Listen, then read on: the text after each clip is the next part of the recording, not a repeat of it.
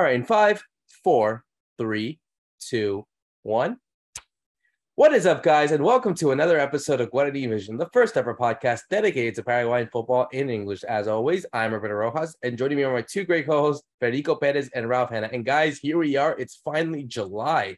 Hard to believe, right here in the middle of the summer. You know, it's sad that usually during this month, obviously every 4 years, there is the Women's World Cup. And we were so gutted that Paraguay, we can't talk about them this time around. But of course, it will be starting in a couple of weeks. So keep your eyes on that. But here we are speaking about Paraguayan football yet again. Another new episode. We're actually getting close to the magic number of 100, guys, almost nearing 100 episodes of Guarani Vision, which is insane given the fact that we've done this for quite some time, but we are edging close to that. So keep an eye on that. Let's see what we can do for magic 100. But here we are speaking about what's going to be happening in the Libertadores and the Sudamericana. We got some teams from Paraguay trying to find out who they will face in the round of 16, the playoff rounds. And also what happened to one team who couldn't even get into any certain competition. We'll talk about who in just a little bit. And of course, the Clausura is back. The 2023 Clausura of the Paraguayan League is back in action. We're going to see who's going to be in charge. Can Libertad continue their dominance as champion, or will someone else try to go in there and spoil the party? But let me get into my co-host here and speak about it right now. Let's go to Fede Perez, who, he was talking about how he has that James Harden look with that beard, and he wasn't, obviously fooling around when it came to it. I think you look like the front man more than System of a Down, if that's the case. But Fede, man, how are you? It's good to see you back after not seeing you last week, actually. It's good to be back, Roberto. And hi to you, hi to Ralph, hi to everybody listening always to Guarani Vision. I don't know what's going on with this beard. Like every week, I look like somebody different. To be honest, it's a surprise every week. And the comparisons I kind of get. The last one that you threw at me, I was not waiting for that one. I got to put that picture, my picture, and the System of a Down guy right next to it to see just how similar I look right now. But yeah, we got so much to look forward to, right? I mean, up until yesterday, everybody's head was around the draw, the Libertadores draw, especially Olimpia fans. They were really, their expectations were really high towards trying to get a weak team, I think, but it did not happen. It did not go that way. They actually have to play against the last champions, Flamengo, and, Olimpia fans. They didn't take it the best way. We definitely got to talk about that reaction from the Olimpia fans, talk about our reactions after seeing what happened in that draw. Our heads are also going to be in the Sudamericana because we got Libertad, we got Guarani surviving there. Unfortunately for Cerro Porteño, the international year is over, and we do kind of have to do a balance there. We have to look back at what happened to them, what's going to happen next, because they actually got a couple of good signings for the Clausura, and that's pretty much all they have right now, the Clausura and the Copa Paraguay. They have to aim at those two tournaments. And yes, the Clausura is back. We have the second tournament of the year coming up this weekend, and a lot of teams actually had a lot of signings. And most of all, I would say, Roberto, a lot of teams had a really hard time trying to get a big sign. If you look at most of the teams, I mean, it was really hard for the teams in first division in Paraguay to get a big signing. I'm actually curious to talk about that situation, just financially, where the teams right now in Paraguay stand in that situation. You see what happens in Brazil, you see what's going on in Argentina after COVID, after a couple of years of that situation. Financial situation is kind of stabilizing in South America, but it does not seem that way here in Paraguay. And that's actually catching my attention because we have a strong league, but apparently we cannot bring in players that cost too much, or at least the big teams have not signed them for the second half of this season. But we do have to talk about what's coming up, what happened in that draw, and yeah, the Olimpia fans' reaction. That was a big one yesterday. Yeah, it certainly was. We'll get into that. I want to go to Ralph here first. I do want to switch gears for a second about something about players abroad, because here we are speaking, I think, on the night after I was actually watching Racing San Lorenzo the other day, and everyone was thinking about seeing the Paraguayans there. And one player who did score was Adam Barreiro, who's had a fantastic year in Argentina, but hasn't had a sniff of the national team, or at least there hasn't been a lot of calls and claims of wanting him to be there too. But also one name that certainly has gotten a lot of attention and also getting interest from big clubs in Argentina like Independiente and Estudiantes is Alex Arce, who is currently, if I'm not mistaken, the top goal scorer of the second division in Argentina, the Torneo de Primera Nacional, over there playing for Independiente Rivadavia. So certainly it's interesting to see that for, all the attention is really given to a lot of Paraguayans abroad, especially given the fact that in 2 months' time, we got the World Cup qualifiers. So I'm sure Guillermo Ramos is trying to figure out who are the right players to keep in mind, who are the ones to really get on their squads for those teams, for those games come in the next 2 months in September. Yeah, that's right, Roberto. Hi, guys. Hi, everyone. I mean, it's the missing piece for Paraguay because in the qualifiers, they weren't able to score goals. So what they're looking for now is who can be the goal scorer. And right, they've got Julio and Ciso, but who do they have as kind of the classic striker? And this Alex Arce that you mentioned is scoring a lot of goals, but not in top division. Then you have people like Adam Barreiro, who's always been kind of hanging around. Those like fans of the show will remember we spoke with his older brother, Freddie. Freddie Barreiro is the Zorro. This is Zorrito, the little fox. And he's played in Europe. He's currently doing well in San Lorenzo. So that's another name. We have Federico Santander, who's actually the top scorer in the Copa Sudamericana, as we go in to talk about Guarani later. So there's a lot of players around, but there's not really any standout striker other than maybe Sanabria. But as we were talking about with Sanabria, he didn't come to the squad for the last call-up. So there's always these doubts about Sanabria's maybe commitment to the national team. And then I'll just throw in another name. You got a kid called Lesme, Fernando Lesme, who was doing quite well in Costa Rica. He's only 20 years old, but he's a tall, big striker. He's just moved to Celaya. His agent's the same guy that took Diego Gonzalez to Lazio. So if you remember, Diego Gonzalez made that same kind of projection or route. So then there's someone else following that route. So keep an eye out on Lesme. You never know. He might be in the picture in a year or so. Certainly all the talk really about who's to come to play for Paraguay in the next 2 months as another World Cup qualifier begins. But we'll get to that when we need to. But let's switch to what happened over there in the last few days. Obviously, the Copa Libertadores group stage ended, and obviously the one team that will be participating in this competition is, of course, the most successful one from Paraguay, and that is Olimpia. Olimpia finished off the group unbeaten, 4 wins, 2 draws. They topped it off at home in Paraguay, winning 4-1 on the day. An early goal from Alejandro Silva in the 2nd minute, 2 goals from Paiva, and then Fernando Cardoso. Fernando Cardoso having a really good Copa Libertadores as well. But Paiva really getting his 4th goal in the competition. It's really in the discussion for the top goal scorers. Obviously, the top goal scorer right now is Paulinho with 7, but then it's followed up by I think 4 more before heading to Paiva. So he's getting into that discussion as a really important player for Olimpia. But the one thing to talk about now is obviously the groups, the round of 16 draw, because they couldn't have gotten, like you said, Fede, they were thinking about getting someone like a weaker team, like maybe a Deportivo Pereira, maybe a Nacional, even a Bolivar, or even an Atlético Nacional. They could have played them again, just like they did in the group stage. But no, they get Flamengo. Flamengo, as you know, the defending champions, who ironically finished 2nd in their group. They finished 2nd, right behind Racing, just finishing off with 2 points, even though they lost the same amount of games. But because of a virtue of less ties, Racing was able to finish up with 13 points, whereas Flamengo finished with 11. So they got really, I would say, maybe with Atlético Mineiro and probably River Plate, the worst of the draw. And of course, the defending champions is certainly difficult to play against. But I mean, I think for Olimpia fans, I think certainly they couldn't have asked for a worse draw. Yes, it's not the same Flamengo as before. This is a Flamengo side that's been through a few different changes of managers. Here they are now with Jorge Sampaoli, obviously a familiar name to anyone familiar with South American football. So this is someone that is very much a different style in comparison to what Olimpia has with Diego Aguirre. So I just want your thoughts on how Olimpia can really get through this. Yes, they do get to play the 2nd leg at home, which could be an advantage for them, especially if, obviously if they do badly in Brazil, getting that home crowd. And we've seen it before in a lot of Olimpia games where kind of that mystique of having the home crowd in the Defensores, a packed Defensores might help them out.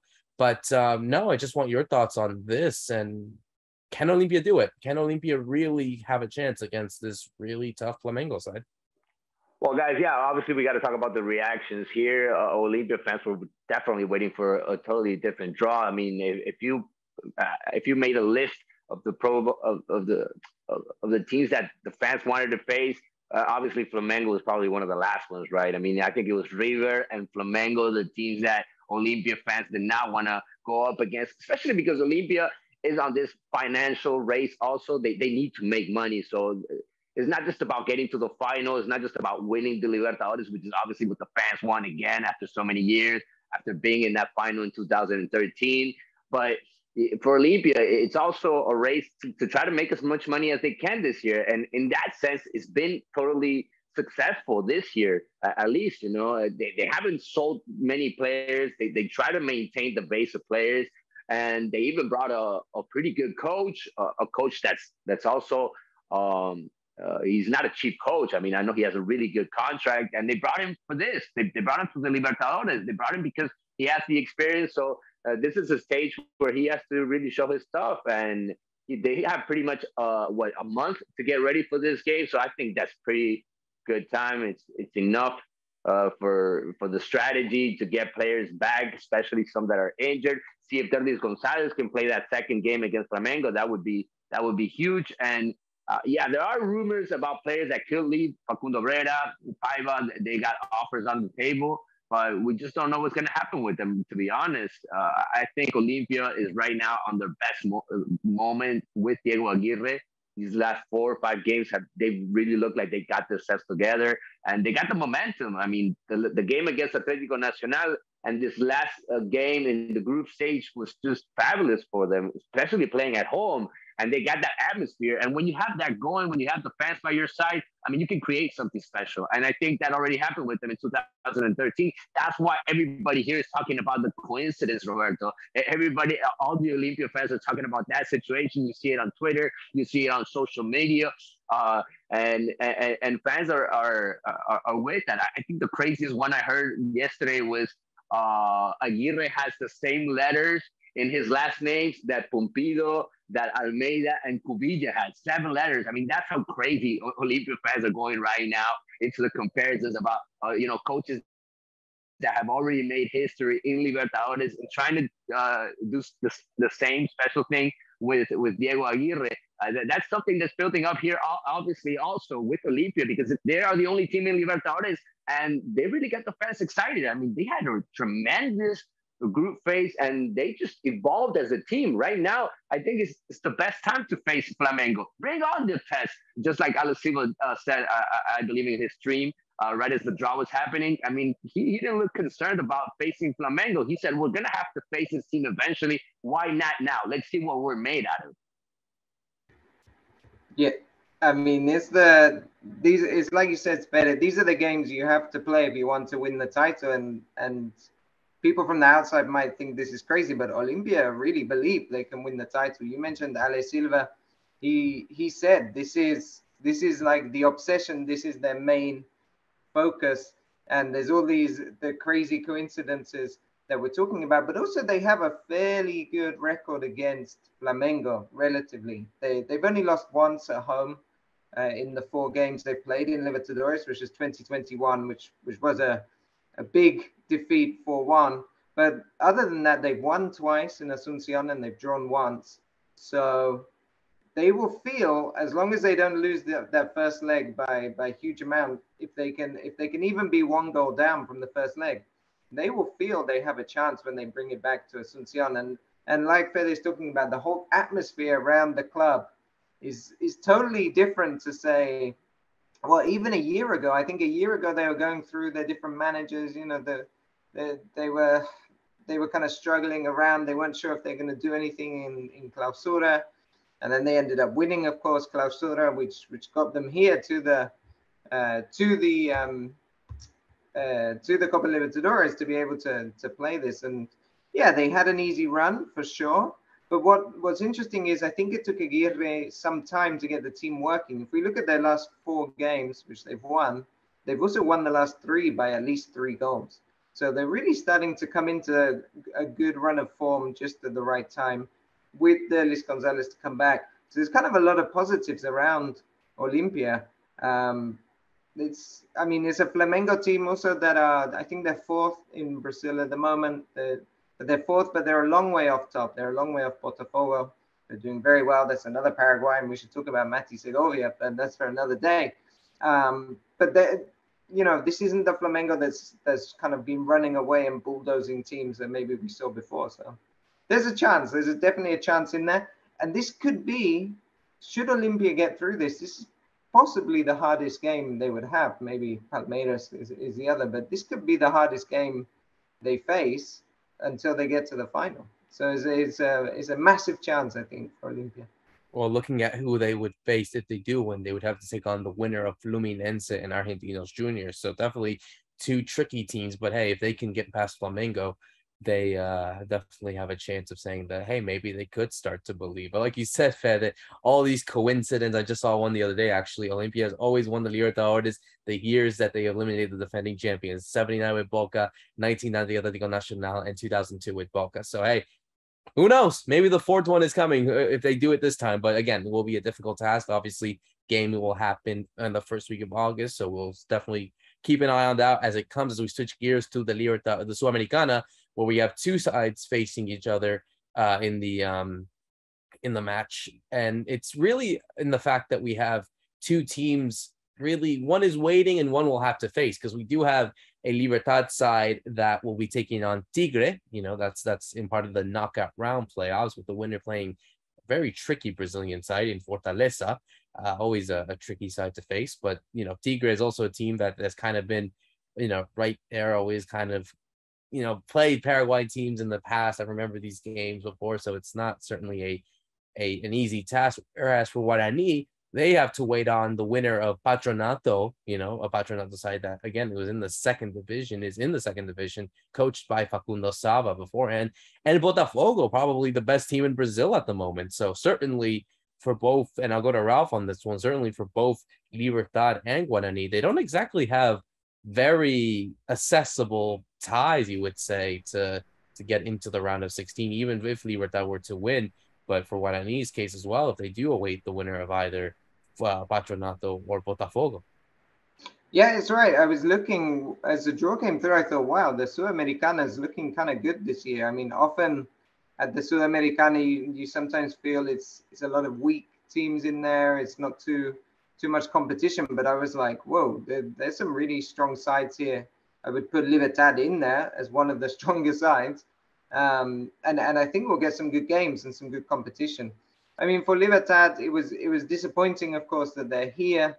I think it kind of went how we talked about on the podcast, that they were able to score, and as soon as they scored in their final group game, their opponents equalized, and suddenly, the chances of winning by 2 goals were evaporated away, and that's why they're in the Sudamericana and not the Libertadores last 16. But we know Libertad has such a strong team for now. There's been lots of rumors about maybe players will have to leave because of some of the, the sanctions and that kind of thing. But for now, they're holding on to everybody. You're still gonna have Tito Villalba. You're gonna have Lorenzo Melgarejo. You got Roque. You got Tacuara. I mean, they have such a strong team. Diego Gomez for now is still at Libertad. There's lots of interest in him from abroad. But at the moment, they look very strong, and you would expect them to have enough, I think, to get past Tigre. Then it gets difficult with all the Brazilian teams like we talk about. And yeah, for Guarani, it's a waiting game. I would guess it's more probable they end up with playing against Botafogo, which will be the return for Matias Segovia. Now we can talk about him. He will return against his old club, Guarani, to face each other. And for Guarani, we saw like in that final game where it really counted against Huracan at home, they did well. They won. I think under Pumpido, they've started to bring a lot of people. They're starting to bring a lot of players in, and I think Pumpido is a very, he's a very astute coach tactically. So I think for these kind of cup games, he will be interesting as well. But it's not an easy run for either, and I think that speaks to the Sudamericana, just how strong it's got this year. Yeah, I would say, guys, I don't think we've seen just what Pompido can bring to this Guarani yet, just because in that last game, I think it was a lot. It had a lot to do with the last manager, the team that he kind of built up, and they kind of thought that, or their mindset was just we need to get the job done right against Huracan, get through, get to the next stage, and they really did a really good job playing at home. And I think they have really good players, especially if they can keep Federico Santander. If they don't keep him, they're going to have to look for a replacement, and it's going to kind of be a last moment sign, right? A last minute sign, because he's not going to do the preseason with most of the team. He's not going to know most of his teammates. So it would totally be the perfect scenario for what I need right now was just to be able to get a new loan for at least 6 months for Federico Santander, who can also play in Italy if the team wants him there. I know there's a new project. Obviously, the European season is going to start sometime soon. So they're thinking if they want to keep Federico Santander for the season, or if they want to give him back to Guarani. I think Jorge Morel is also working with Guarani right now as he tries to solve his situation.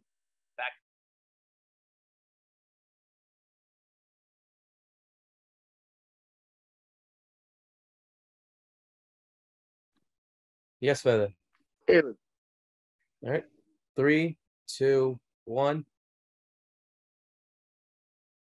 the situation with Federico Santander is just, I believe, the most important situation right now, just to see if Guarani can keep on moving forward and evolving as a team right now. Camacho got back into shape right on time, and he's going to be able to compete. Hopefully, in the second half of the year, they lost the center back, which is, I think, a leader in that locker room, even though he wasn't playing much lately. I'm talking about Marcos Cáceres. But you have a whole bunch of young players that it's going to be interesting just to see where they can get to in this international stage. But yeah, I think Guarani, they took a step forward, and pretty much they did what they had to do in these first 6 months, which just get through in the Sudamericana. And for Libertad, I mean, Libertad fans, I think they shouldn't be happy with this team. I think they should want more out of this roster. I mean, this team had enough to stay in Libertadores. Yeah, we talked about it several times. 2 Brazilian teams in your group stage. That was the hardest task for Libertad, but they lost key matches to teams they shouldn't have lost. And I think that's going to be the big bargain on this team if they don't get through the latter stages of this Sudamericana. They deserve to be there. They have the team to be there. They're the last champion of the Paraguayan League. So I am expecting for this team to make it through Tigres and through at least one of the many Brazilian teams that have fallen into the Sudamericana. I think Libertad have it in them, and I think they can easily make it to the top 8, top 4 of the Sudamericana, which is where I'm expecting really from them. I think they can get their stuff together. Bautista Merlini is a player that's going to come back to the team probably in the next couple of weeks. He's been injured out almost all year, but he's coming back. The same thing happened with Barreiro, who came back also on those last games, on these last couple of games right before the end of the first semester. So Garnero is getting players back. And of course, one team that unfortunately disappointed us in the Copa Libertadores was a team that I think a lot of us had hopes for over the last few weeks, covering them and seeing how they would do in the Libertadores, and that was Cerro Porteño. Cerro Porteño, unfortunately, will not be participating, not just in the Libertadores, but also the Sudamericana, as they failed to get any result. They needed to get a result in Guayaquil against Barcelona de Guayaquil. They had a fantastic first half, 2 goals from Damian Bobadilla and then from Claudio Aquino, but then it all fell to pieces when Corozo and Bauman scored the penalty to leave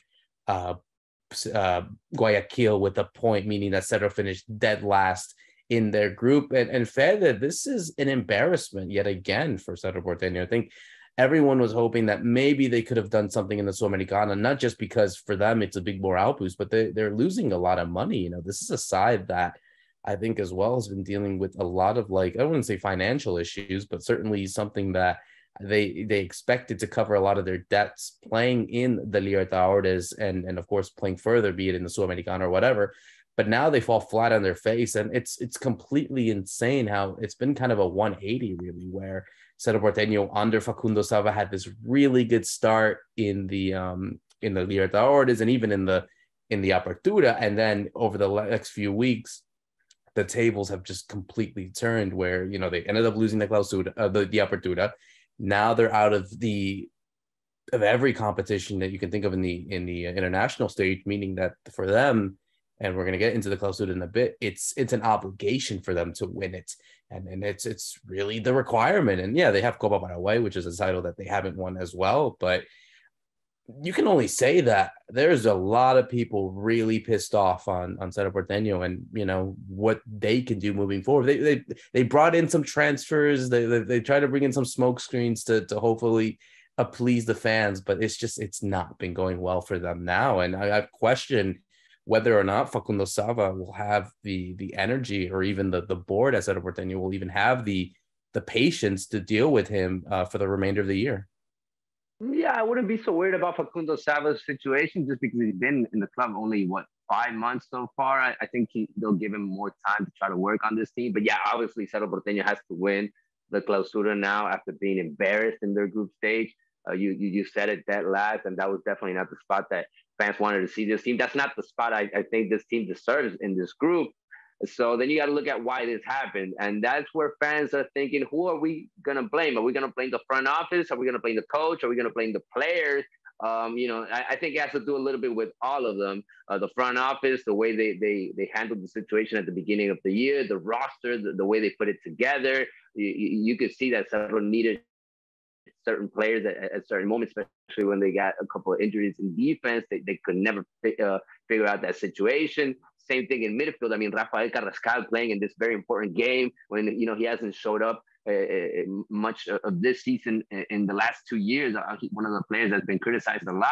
So that was actually a surprise to me in what Sava also did in this very important game. I mean, he had a couple of weeks to set up this match. So you were thinking from the strategy point of view, from the way he was going to set it up, it was going to be a very important part of the game. And I don't think Sava did a good job in that situation either. He's unexperienced, guys. I mean, this is his first time in the Libertadores. This is his first time outside of his country. So, you know, for a coach like him, I'm actually waiting for him, expecting for him to make mistakes along the way.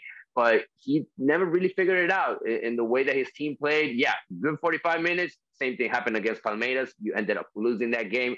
That embarrassing game against Bolivar at home is something that fans are not going to forget all year round. So it's not going to be easy for Cerro Porteño to turn the page around that quickly, especially because they don't have the international stage anymore. And you have Olimpia on this run in Libertadores, which is something that's not good for them either, because here in Paraguay, it's all Olimpia and Cerro Porteño. So when one team is doing well and the other one's not doing well, the criticism and everything in the locker room, you feel it even more. So I don't know how they're going to do it, seriously, Ralph. I mean, the signing so far, I don't know what we're going to see out of Alan Benitez. He did not play at all these last couple of months in the MLS.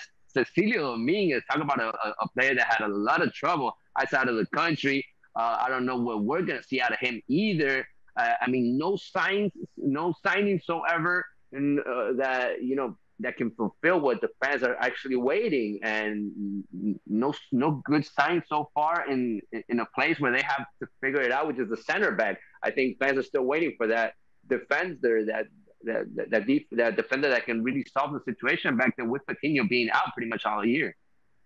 Yeah, that's right. I mean, firstly about the game and against Barcelona, I think we talked about it the show before. That the problem with Cerro heading into that match is they just weren't winning games and they weren't finding a way to win games. And so even when they're 2-0 up going in at halftime, they still couldn't get the result. And I think that speaks a lot about the whole mentality and everything that's been happening for the last 2 months or so with Cerro. They just can't quite find that, what was the word, like that spark to get them going again. Like, because as you mentioned, Roberto, they were doing well when Sava first came in. Now they don't get much of a rest because we're recording today and they play on Sunday against Guarani at home, and it all starts again with the Clausura. So they really haven't had much time to try and get things together. And like Fede says, I mean, the two major signings at the moment are kind of players that come back, and often when players come back, they don't always have the same impact. Sergio Diaz has come back 2 times for Cerro and never really had the same impact he did at the beginning. They've moved in for Melgarejo, right? For the defender. So that's one player they're looking at. But again, it's not like a star defender that you're expecting to really make a big change. It's not going to fill, I think, Patiño's place. And then with Cerro at the moment, who's actually doing really well, the part of the club that's doing really well is Diego Gavilan's reserve team, who they're in the under-20s Libertadores at the moment. So there's probably an eye there. I'm thinking, is there any players we can promote to the first team?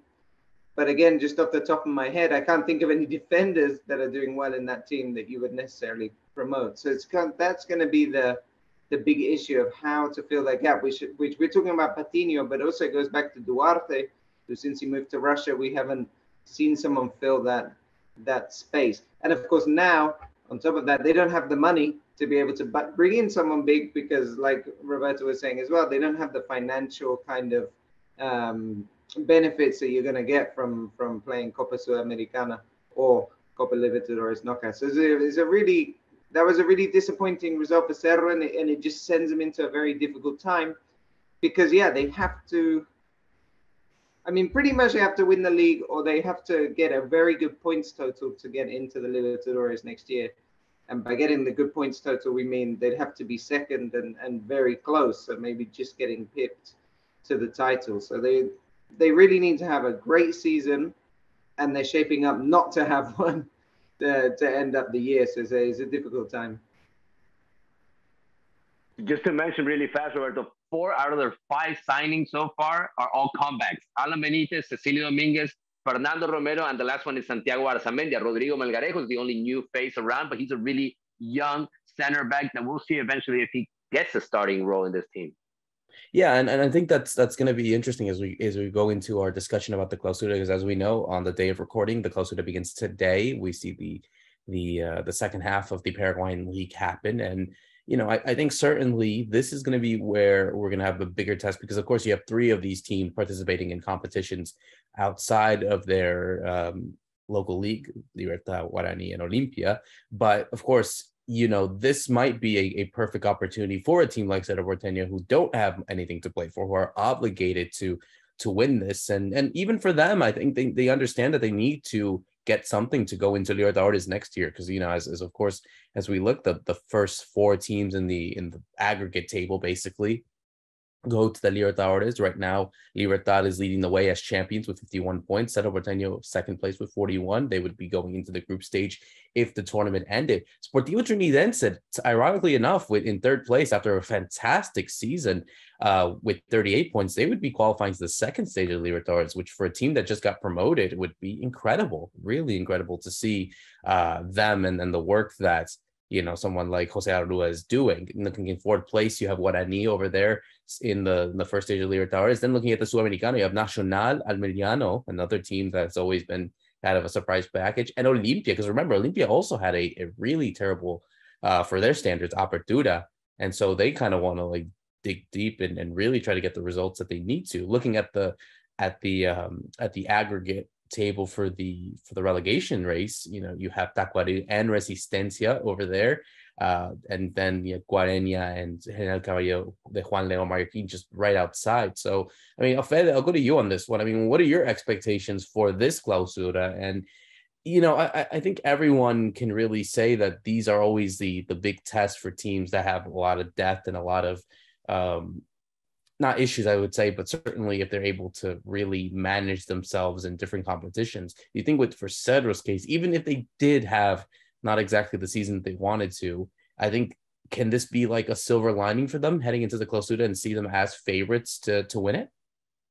Yeah, totally. They need to save their year, and they've been so close these last couple of tournaments. Libertad has taken away from them, Olimpia on the Clausura. So yeah, they have that depth, I believe, with their fans, and in that locker room, I think they feel it that they need to win something this year. Now I don't know how many of those players are going to come back for 2024. Even you hear the fans, Cerro Porteño fans, and they're like, get rid of all these players. Let's bring new ones already now. But it's just not that easy, right? to clean up the locker room after so many years and with contracts so big. So Cerro is not the kind of team that does that. We do have smaller teams that go through that situation, that go through that process, like Guaireña did it. I think General Caballero got rid of a lot of players. Resistencia and Tacuarí, I believe, are the ones that are going to have pretty much a whole new roster for the Clausura. It'll be interesting to see what kind of signings they did and what kind of team they can build up. We had about 20, 25 days without competition. That's enough time, I believe, to get teams ready. But you have signings that will just keep on coming to the practices, right? I mean, teams can actually hire up until June 28th. So we're going to have the tournament being played, and maybe we'll see new faces around the third or fourth week of this Clausura. That's something that will happen, especially because, like you were saying, Roberto, so much is at stake in this Clausura. You got relegation. You got 3 spots out of the 4 still in Libertadores totally open. You got 4 spots in Sudamericana. You got the Copa Paraguay that will go into the final stages. So there's a lot at stake. A lot of people say the best part of the year here, football-wise in Paraguay, is this second half of the year. You have $500,000 also in money, in prize money, again, just like Libertad got for the Apertura. That's something always important for teams that need that kind of money, like Olimpia does right now. Olimpia that's already thinking about how much money they can make against Flamengo in the Libertadores. That's something that's been talked about lately. And I think the big news in this Clausura will be to see really young players, guys. I mean, we have this new rule under 18 now. I believe we had under 19, we had under 20 before, but we never under 18. So we're gonna have teenagers pretty much running in there. I want to see what kind of players we have already. The big teams obviously are the ones that usually put out good players. We've seen Libertad use a whole bunch already this year. They have 3 or 4 players that they can use. Olimpia has 2 or 3.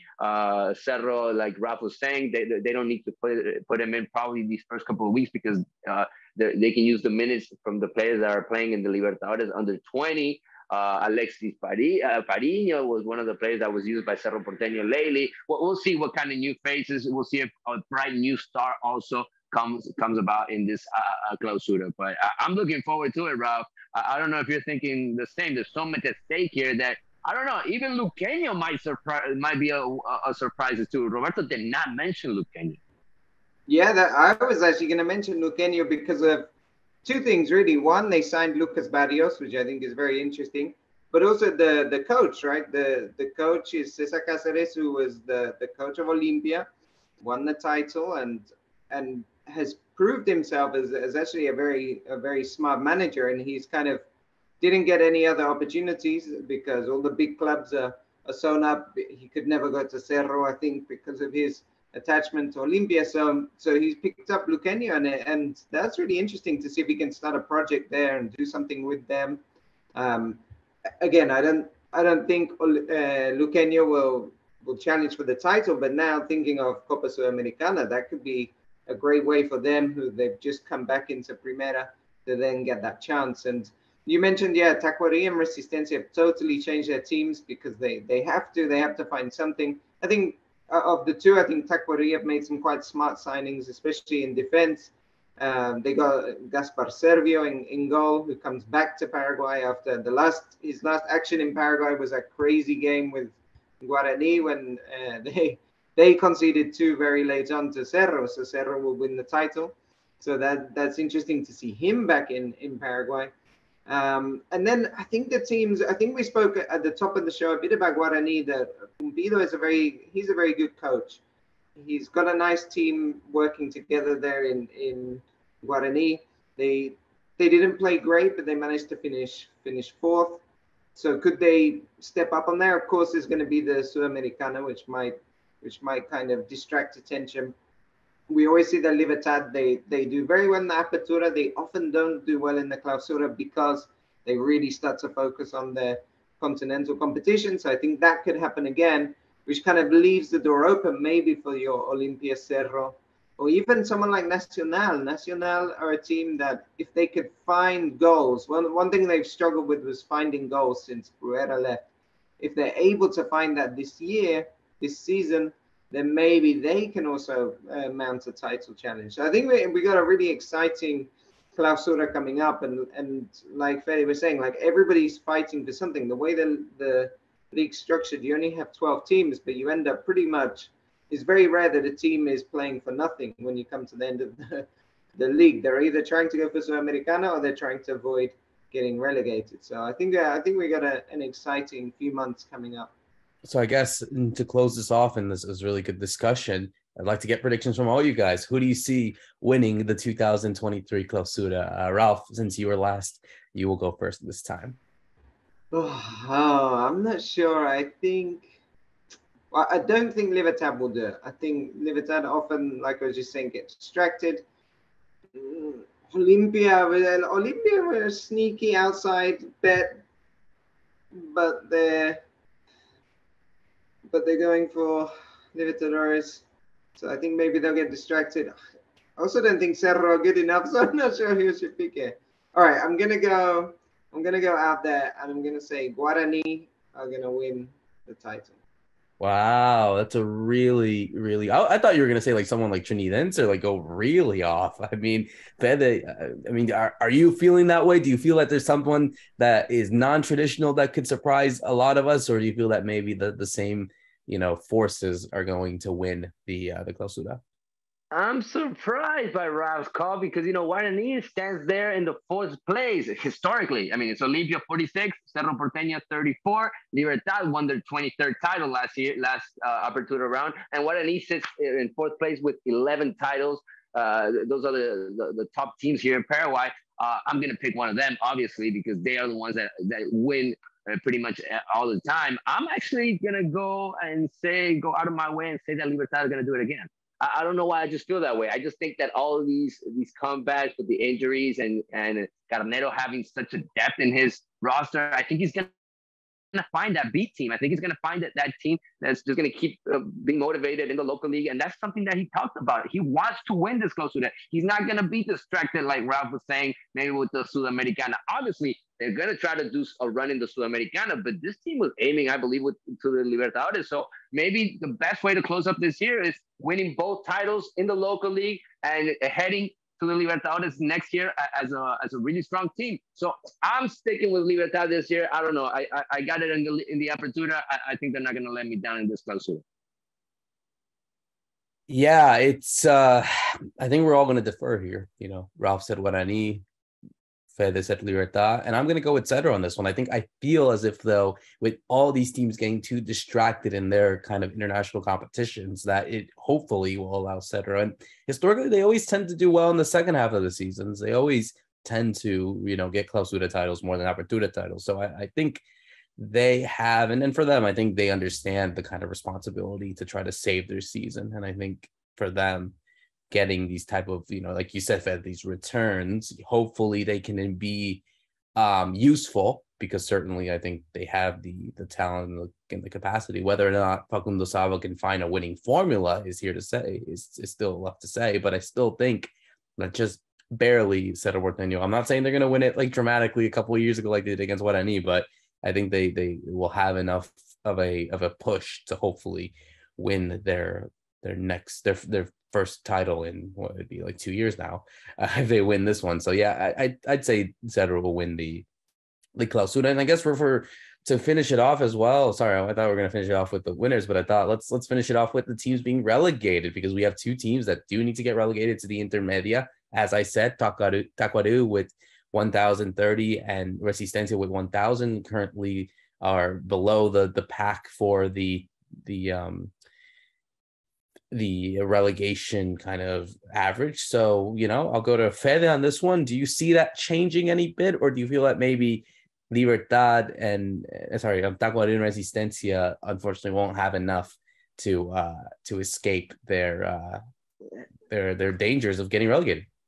I'm gonna go with my heart on this one, just because I like the teams from the countryside. I love seeing those games in the countryside. So I'm gonna root for General Caballero the second part of the year. I want to see them outside of that red zone, and I'm gonna go for those teams that don't bring much to the first division, like Resistencia. These teams they don't bring much passion, they don't bring much crowds to the games. So I would say Resistencia is gonna lead the category at the end of the year, the division. And the other team, that one is really hard, because Tacuarí, I don't know what I'm gonna see out of them. their numbers are really hard right now. But I don't know. I think Guaireña could have a meltdown. To be honest, I think Guaireña, if they don't get their stuff together quickly, if the manager doesn't show his stuff, I think Guaireña. I'm going to go with Guaireña. I'm going to stick with General Caballero staying, and Guaireña and Resistencia are my candidates to be relegated at the end of the year. Yeah, I can see Resistencia as well. I think it's difficult for them. Like we were saying, they've just totally changed their team, made all these signings, but there's nothing that stood out that made you think they've built a good group there that can keep them out. So I think Resistencia is my number one candidate. I feel Tacuary could. I quite like the way they put that team together. So I feel they could do something to get out of danger, and then that leaves, I think, as Fede mentions, Guaireña and General Caballero. And so of those two, I'm going to go the other way. I feel General Caballero could be the one that make the drop with less experience in top division.